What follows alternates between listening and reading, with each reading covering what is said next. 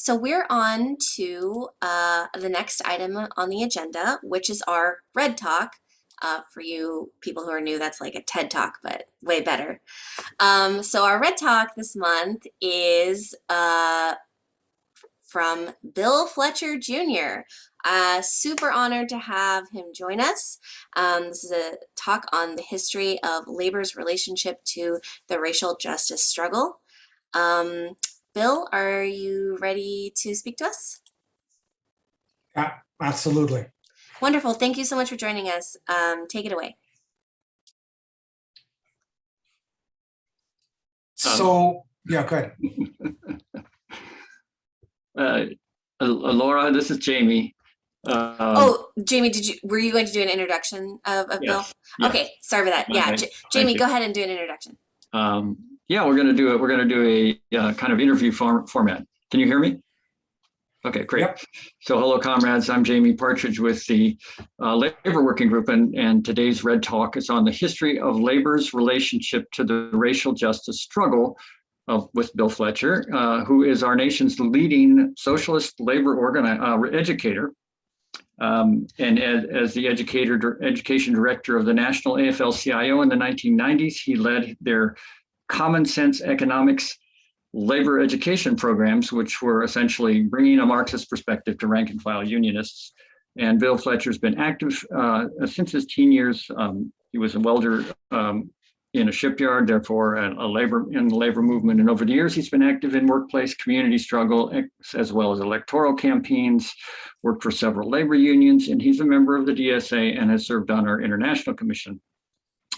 Bill is the former president of Trans-Africa Forum, a senior scholar at the Institute for Policy Studies, also a founder of the Black Radical Congress, and co-author of The Indispensable Ally, Black Workers and the Formation of the Congress of Industrial Organizations, 1934 to 41. Co-author of Solidarity Divided, The Crisis in Organized Labor and a New Path Toward Social Justice, and the author of They're Bankrupting Us and 20 Other Myths About Unions. Comrade Fletcher is a syndicated columnist and a regular media commentary on television, radio, and the web, and his columns appear in our local Black weekly newspaper, the Portland Observer. He recently helped the Washington State Labor Council develop a training called Race to Labor, and Bill was a keynote speaker at our recent Labor Notes sponsored Oregon Troublemakers School. So tonight, our comrade will be answering questions about the historical and current relationship of the labor movement to and the struggle for racial justice. So let's start at the beginning of the U.S. labor movement. Bill, how did the mainstream labor movement of the 1800s relate to the different ethnicities and races in the U.S. and in the Pacific Northwest? So first of all, Jamie, thank you. And thank you for the introduction. And my greetings to everyone on this, and a special greetings to Carlos, who I haven't seen in a while. So I'm going to answer that in two ways, Jamie. First, I think it's important for us to understand that a labor movement first developed in what is now the United States in the 1600s. And it was a movement of indentured servants, of slaves, basically forced labor from Europe and from Africa and among the indigenous, that at different points came together and revolted. It didn't look like trade unions. It sometimes was more just a sort of mass insurrection. Other times it was forms of sabotage. Eventually there were guilds that were set up. But I think it's important to understand that the labor movement actually begins there, not the trade union movement, but the labor movement. And that the rise of this labor movement, which was about class struggle and about the existence in a racial settler state, resulted in the British ruling elite implementing in North America what they had started to play around with in Ireland, which was the construction of this thing called race and racist oppression as a way of not only justifying the settler colonial state and racial slavery, but as a way of ensuring social control over laboring classes. So I want to start there because I think if you don't get that, there's a lot about the history of the United States that just doesn't make any sense. But then in the 1830s, 1840s, the institutions that we think of today as trade unions began to emerge, mainly in the Northeast and eventually in the Midwest. And they were white. They included men and women, but frequently were segregated by gender. And they immediately encountered the problem of race in the question of who would be admitted. And so I don't want to go on and on about this, but let me just end by saying that this movement saw itself largely as a white trade union movement in a white republic. And it was only after the Civil War that you have this real clash that develops that calls into question what kind of trade union movement are we having in the United States? And who is the working class, by the way? Great. And so to speak about those tendencies and countervailing tendencies within the labor movement, how did the Knights of Labor, the United Mine Workers Association, the Industrial Workers of the World, and then the Congress of Industrial Organizations represent this countervailing tendency to this white labor movement? So the countervailing tendency really starts almost immediately after the Civil War and before the Knights of Labor was formed. It starts with two different things that were related. One was a level of spontaneous organization among Black workers in the Reconstruction South. And you see in the period 1866 to 1868, roughly, a lot of strikes that took place on plantations and in other places by Black workers that was instrumental in raising people's living conditions and standard. The second thing was that because the first National Labor Federation, called the National Labor Union, refused to admit African Americans and Chinese and indigenous, there was a new federation was set up called the Colored National Labor Union, which was open to anybody, white as well as people of color. It only lasted for a few years, but it was a significant step. The Knights of Labor, which was really rises in the 1870s and 1880s, was outstanding in organizing African-American workers in the South. The Knights of Labor was not, it was a very untraditional grouping because it wasn't just a union federation. It was essentially trying to build a very all-round labor formation. But they fell prey to racism in their, how can I put it? Their going along with anti-Asian racism. And so they refused to let Chinese into their ranks. Now, it's interesting because even though they allowed African Americans, they wouldn't let the Chinese. And then when the Knights of Labor come under major assault by employers and governments in the South, the leaders of the Knights of Labor, many of them started to think that if they got rid of the Black folks and if they basically caved into white supremacy, that the Knights of Labor would be able to continue. And there were those attempts and it completely failed. They were destroyed.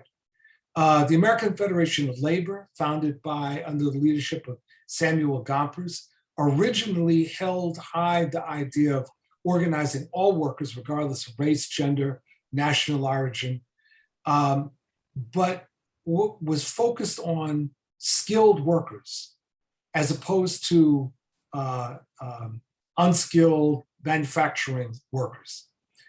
They organized and accepted in unions that were organized on a segregated basis. And it became so intense that after 1893, you start to see an evolution in Samuel Gomper's thinking, away from, and he originally started as a socialist, by the way, but away from anything that came close to socialism and more in the direction of becoming a real virulent white supremacist, including his attacks on Black workers as scabs, people who cross picket lines, and suggesting that that was the main characteristic of Black workers. The United Mine Workers, which was a part of the AFL, however, was quite different and organized all workers and had for a very long period of time a significant African-American workforce. There were a few unions in the AFL that included workers across racial and ethnic lines. But Gompers and his leadership group were prepared to encourage in white supremacist unions. That is, unions that quite literally had in their membership clauses designation that only white men were accepted. In opposition to this, you saw the rise of the Industrial Workers of the World, which was an anarcho-syndicalist formation that was the only federation in US history that, no, I take that back. It was that and the Colored National Labor Union, the only two that refused to allow in segregated affiliates. And the story I love to tell is that in the early 1900s, the Brotherhood of Timber Workers in Louisiana was racially segregated. They wished to affiliate with the IWW. The IWW told them, you desegregate and come back and we'll let you in. And they actually did. The IWW, however, as anti-racist as it was, did not have a broad conception of the centrality of race in the construction of capitalism. They understood divide and conquer, but they didn't understand that this was not simply about what was happening with workers. It wasn't just about Black workers and white workers, indigenous workers, Asian workers need to come together, as important as that was, but that the system of racist oppression was far broader and reaching in all aspects of US society. They didn't get that. And that was largely because of their anarcho-syndicalism. In the 1930s, you mentioned the Congress of Industrial Organizations. And that grew out of a split in the American Federation of Labor, where several unions had set up a committee on industrial organization as a means of organizing mass production industries. And the left played a major role in the development of the CIO. And one of the things about the CIO was that they understood that if they did not organize across racial boundaries, they were simply going to fail. And when you look at the growth of the CIO, African Americans and Chicanos and Asians played a pivotal role in the success of the CIO. And one example, and then I'll shut up, is Ford Motors. Many people don't realize that Ford was sort of the Walmart of the 1930s. And they were very advanced in their process of production. And they were they set the tone and terms for the way US industry was developing. But Henry Ford himself was a rabid anti-Semite and very pro-fascist.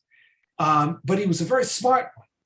And so on the one hand, he did things like republishing the Protocols of the Elders of Zion, a notorious anti-Semitic tract that was created by the Russian secret police during the Tsar's era. On the other hand, he hired Black workers into Ford Motors when many Black folks weren't being hired. But he did it, the guy was brilliant. He did it by cutting a deal with Black ministers in Detroit so that Black workers needed to go to these Black ministers in order to get jobs in Ford Motors. So these Black ministers became like a buffer, and also discouraging people from even thinking about unionization. It was with the National Negro Congress, which was this united front of Black organizations, and the NAACP, which joined with the United Auto Workers, that Ford was able to become unionized, because they were the last holdout. Thank you, Bill. We only have about 5 minutes left in the presentation, so I'm going to skip over the next question and combine the next two and ask you about the impact of the civil rights movement on organized labor, and then since, what have been the challenges of neoliberalism's impact on labor's relationship to racial justice movements? And I have how much time? 2 hours, you said? 5 minutes. Oh, okay. Okay, so the impact of civil rights. So very quickly, after World War II, with the beginning of the Cold War domestically was very much an attack on labor and an overall attack on the progressive gains of the 1930s and early 40s. And one aspect of that attack was to start driving a wedge between the trade union movement and the developing civil rights or Black freedom movement. And it's interesting because one of the things that the FBI would do as a way of identifying alleged white communists was to ask their neighbors, did they have Black people coming over to visit them? And if the answer was yes, that was used as a designation to identify somebody as a red. And there became a fear within much of the trade union movement about being tarnished as communists. And it was the left-led unions that were the strongest in opposing racism and racist oppression. And so what you ended up having was this splintering within the Congress of Industrial Organizations. There were left-led unions were being chased out of the CIO because of the Taft-Hartley Act, which basically said communists and fascists couldn't run unions, but they didn't use it against fascists. They used it against anyone who they claimed was a communist. So what this ended up meaning was that you started to see the splintering between a split between organized labor, much of organized labor, and the developing Black freedom movement. And to the extent that elements in the Black freedom movement were identified as left, many of the leaders in organized labor took a pass. Now, within the Black freedom movement, there was a very strong pro-labor sentiment. And that was both because of the influence, it was because of the influence of the left and the influence of what the CIO had been able to do in the 1930s and early 40s through the massive introduction of African-American workers into the union movement. So there was a lot of sympathy. One of the people who does not get sufficient attention on this is Dr. Martin Luther King, who I would argue was probably one of the greatest labor leaders of the 20th century. Not a trade union leader, but labor leaders. And one of the things that he would regularly do would be to talk and plead with organized labor for the necessity for unity between organized labor and the civil rights movement, and reminding the trade union movement that the African-American movement was a key ally to organized labor. Unfortunately, a good portion of organized labor was very backward and very racist. And although they would often applaud King, they did not look internally. And even some of the better ones, like Walter Reuther, the president of the United Auto Workers, who was very generous in supporting the civil rights movement, did not take on the fight against racism within the auto industry. So he helped to support and, in fact, finance the March on Washington in 1963. But when it came to taking on the fight against racism within the auto industry, he and others were very silent. So this resulted in a lot of struggle within the union movement, the rise of different organizations, the Negro American Labor Council, the Harlem Fight Back, which took on issues of discrimination in the construction industry, the Coalition of Black Trade Unionists, and others, as well as caucuses of Black workers and ultimately other workers, Puerto Rican workers, Chicanos, et cetera, that challenged the union movement. I'm probably out of time. So the issue your second question about neoliberalism, I'm going to respect your time limit and just say I won't take on that right now. Well, I just want to say we actually had a motion in the chat to extend this talk by 5 minutes. And I just want to ask real quick, is there any objection to extending by 5 minutes so we can hear Bill Fletcher Jr. Bash neoliberalism? Okay, great. Seeing no objection, go ahead, Bill. Great. And Bill, before yes. you jump in, Yes. if you can also incorporate just any advice you have on how our socialist movement can intervene at this point in history to bring the power of labor together with the struggles for racial justice. All right, let me try. So first, in terms of neoliberalism, I think it's important for us to first start before neoliberalism arises. We should look at the late 1960s with the rise of what came to be known as the New Right, and which grew out of the failure of Goldwater's presidential campaign.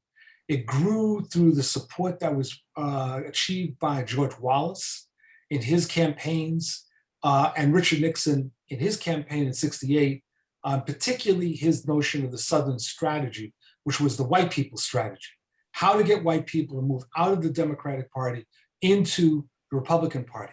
Now, the reason I start there, Jamie, is that there's a certain myth within the left that what really happened in the Democratic Party is that the Democratic Party deserted workers, and it deserted white workers, and that's why we have Trump. And I'm here to say, it ain't that easy. That the transition out of the Democratic Party starts before the rise of neoliberalism and before the Democratic Party adopted neoliberalism. This was a racial construction that was moved. And so it's really important that we don't fall prey to economism in our thinking on this.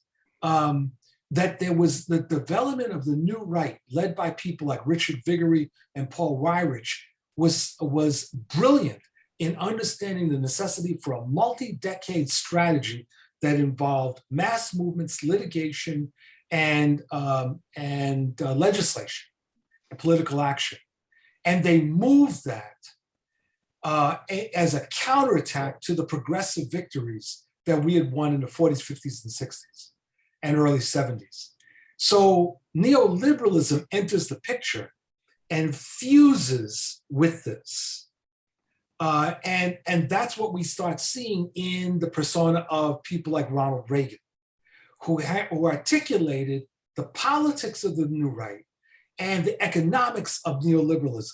And he fused those together. But there was always an element of discomfort within that fusion, because there were folks within the right that weren't actually all that happy about neoliberalism. And they wanted what has come to be known as sort of a right-wing welfarism. We see it in places like Poland, where it's like, let's make sure that the state takes care of us. But first, let's define who the us is. And so there was this unease. That unease is something that plays out over the years and then really emerges during the Trump era. But let me go to this issue of the socialist movement. One, we have to understand that we're in a battle right now against right-wing populism and neoliberalism, but that the main danger right now is right-wing authoritarianism, and that the Republican Party has become the party for dictatorship. And one of the things that we on the left have to do is we have to identify this. This is not even Ronald Reagan's Republican Party, let alone Richard Nixon's. This is something very different. And it's something that a lot of people on the left are having trouble getting their arms around because they keep still thinking it's just, this is Tweedledee and Tweedledum, and there's really no differences between the parties. No, there are really important differences, and there's differences between the Republican Party we see today and what existed 20 or so years ago. And so one thing the socialists have to do is highlight this danger, the threat to any kind of constitutional democracy, even under capitalism. The second thing we have to highlight is that the struggle that is so essential is to understand that the racial settler colonialism framed the type of capitalism that we exist within. So it's not like there was ever some sort of pure capitalism onto which was put race or gender or whatever, right? Which you could easily take off like silly putty. It was racial settler colonialism helped to set the frame for a particular form of capitalism that developed. And we are seeing the results in the rise of this right-wing populist movement and the politics of people like Trump that are basically saying to white people, it doesn't pay to be white anymore. That's the essence of Make America Great Again. Thank you so much, Bill. Unless I see another motion to extend the interview time, I'm going to go to the question period, which is 10 minutes. Okay, so we have 10 minutes for questions from our members. And please get on Stack now if you would like to ask Bill a question. Go ahead and type Stack in the chat and we will get to your questions.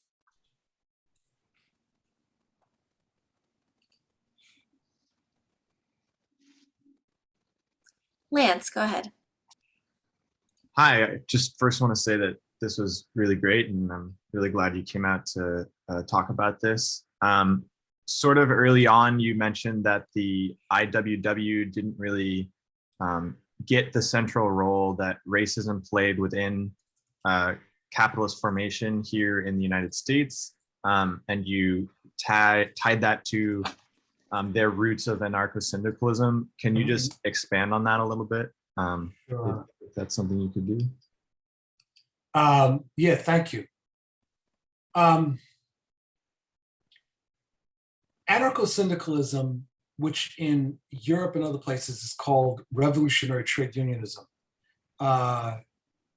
conceptualizes the notion that the struggle that we are undertaking is class against class. And it eliminates the idea of the role of other classes in the fight. And it also mainly focuses on the trade union being transformed into a revolutionary organization, as opposed to the trade union being an instrument in the everyday fight of workers to improve their living standard that under certain circumstances can be mobilized. The anarcho-syndicalists tend not to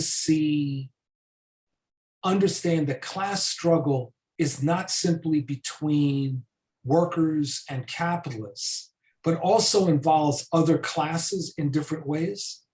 And they also, in the case of the IWW, fail to understand what I was talking about before about the racial construction of the United States, that it wasn't an abstract capitalist state, that it was founded on racial slavery and settler colonialism, and that this had an impact on not just the way that Black workers were treated, but how the Black population was treated, how Native Americans were treated, how Chicanos were treated, et cetera. So the strength of the IWW was the recognition that race was, at least in part, about divide and conquer.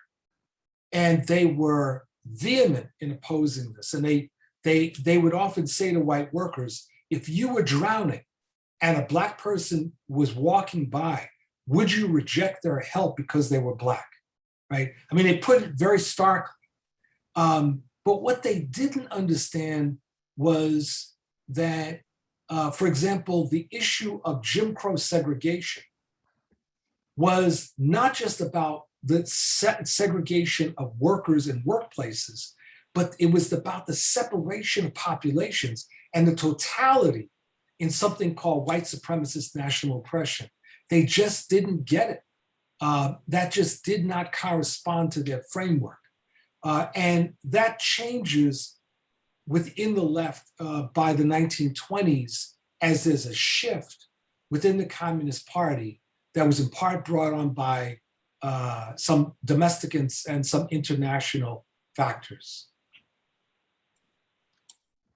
Thank you. Next question is from Michael. Go ahead.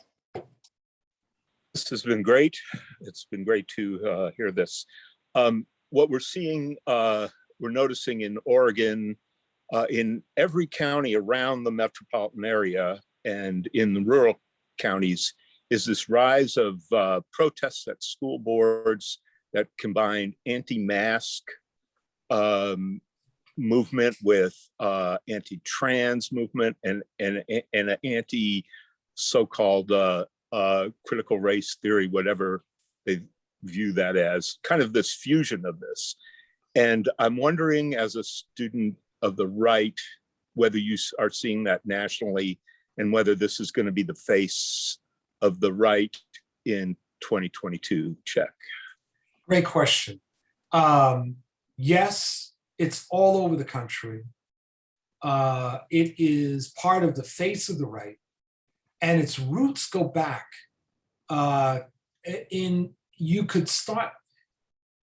you start to see in the 1970s, 1980s, that one of the important characteristics of this growing national right is irrationalism.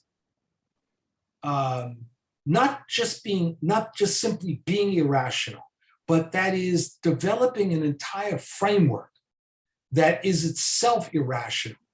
And there were different elements of this that you could start to see, like in the popularity in the 1970s of books like Chariots of the Gods by this guy named von Däniken, that basically postulated that the great civilizations on this planet, in Africa and Latin America particularly, were not the creation of people from those areas, but from aliens, from other worlds, right?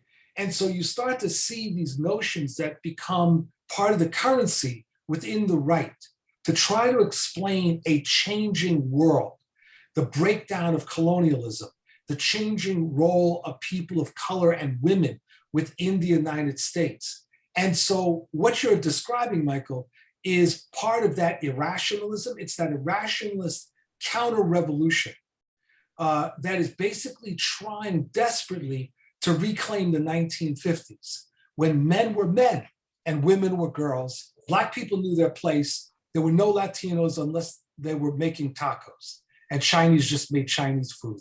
That's the world that they want to reconstruct. Some of us call it the new Confederacy. And it's also interesting because you could also argue that it's a form of a neo-apartheid system, because some elements of the right are even, including in your state, are even willing to find a place for people of color, as long as those people of color are prepared to pay homage to the white republic, as long as those people of color are prepared to deny that there is any kind of racist oppression, right? There's a place within the racial pyramid for them, and which obviously makes everything much more complicated, because you get these idiots of color who will stand up and say, there is no problem of racism, or they'll say, I'm a patriot. I'm against all these immigrants coming across borders. And you're like looking at them and saying, excuse me, have you looked at yourself in a mirror recently? But they are prepared to find a place for themselves in that pyramid. This is what we've got to fight. And we fight it by doing a couple of things. One is to begin by recognizing it and educating the broader public about the danger of right-wing populism and neo-fascism. The second is that we've got to articulate an alternative set of politics that's not simply about we're fighting for socialism. We've got to be talking about right now fighting to change people's conditions and trying to shatter this white front that is developed. And in saying that, what some people may disagree on is that there's a lot of people we're simply not going to win over. So we have to simply out-organize them and neutralize them. I call these people zombies, and roughly 25% of the electorate fall into that category. If you look at elections, these are people, I got a PhD in zombieism. And I watched enough zombie movies to qualify for that. And so one of the things that and anyone knows this about zombies, is that once you become a zombie, you never return to humanity. I mean, there's a few movies that suggest otherwise, but you don't return to humanity. You're stuck. That's what happens to these right-wing populists. Once they are bitten by right-wing populism, neo-fascism, for the most part, they're goners. And we can't afford to spend a lot of time on them. We've got to spend time on strengthening our base and winning over people in the middle.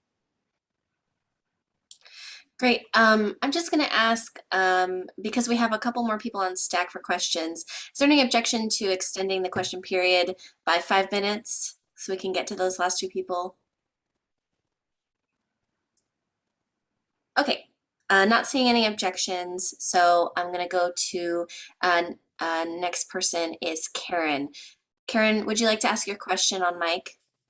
Yes. If not, okay, go ahead. That's fine. It's nice to speak with you again, Bill. Hi. I wanted to ask what you think. Oh, just a brief comment about the school issues. Sorry, I just want to keep it to the question if possible. Okay. What role can unions play in making sure that the training and job placement is inclusive of people of color? Do you see that as a major role for unions right now in the Green New Deal programs? Absolutely. And so one of the things that means is that within the unions, we've got to fight to make sure that that's part of the program. That when we're thinking about the Green New Deal or anything else, that we are looking to fight for equity. We're not just looking for jobs. We're looking to change the situation and to repair the damages that have been done over the last hundreds of years. So the unions have a real role, which means that we have to have internal education within our unions about issues of race and gender. We've got to get the unions away from this notion that race and gender are divisive, because we're already divided. The question is, how do we unite? So that's the thing that we've got to put an emphasis on.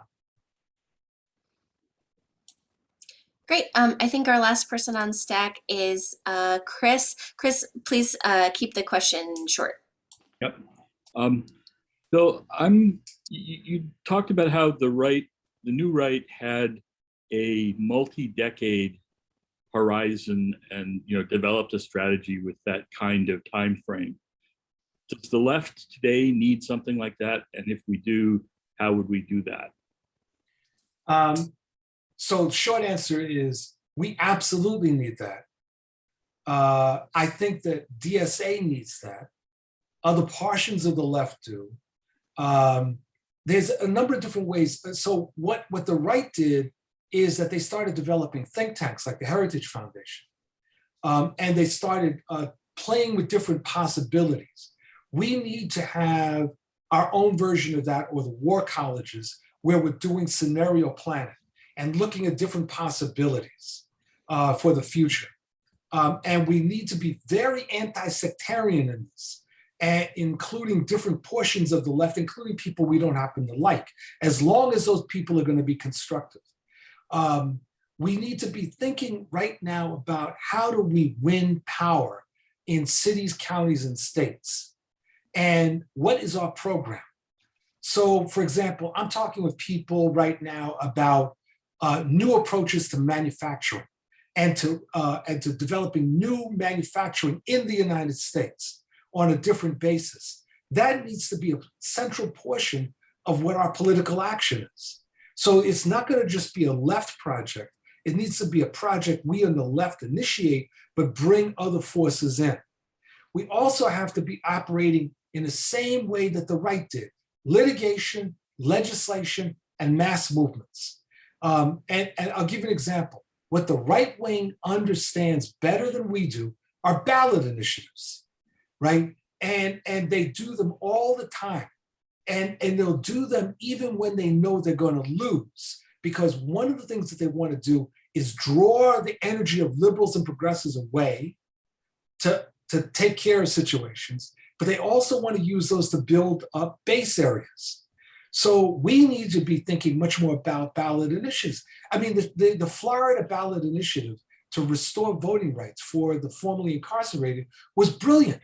The only thing that they didn't count on, and I'm not critical of them at all, they didn't count on how completely unprincipled the Republicans were in the state legislature, that in the passage of this ballot initiative, they would then construct a way to disempower the ballot initiative. So what we have to understand is that we have to learn from that. Fool me once, shame on you. Fool me twice, shame on me. We learn from that and we construct really tight ballot initiatives where these idiots, whether they're in Mississippi or whether they're in Florida or any other place, can't unravel them. And so we learn, we do this, we use litigation. And our basic thinking has to be the thinking of the mosquito in August at midnight that flies by your ear and harasses the hell out of you until you go crazy. That's the thinking that we've got to have, because we don't have the resources that the right has. And neither does the mosquito have our size, but it sure as hell can drive us crazy. I love that analogy. Thank you so much, Bill. Pleasure. I don't see anyone else on stack, and I don't see a motion to extend. So I want to say thank you so much, Jamie, for interviewing Bill for us. And it was such a pleasure to hear from you, Bill. Thank you so much for being with us, and hope you'll come back someday. Anytime. Thanks very much. Keep the faith.